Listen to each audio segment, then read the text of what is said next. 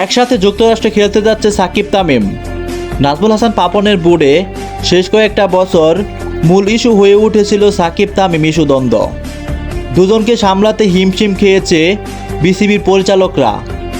2023 বিশ্বকাপের আগে তাদের দ্বন্দ্ব জাতীয় দলের জন্য হয়েছিল বিষফোঁড়া।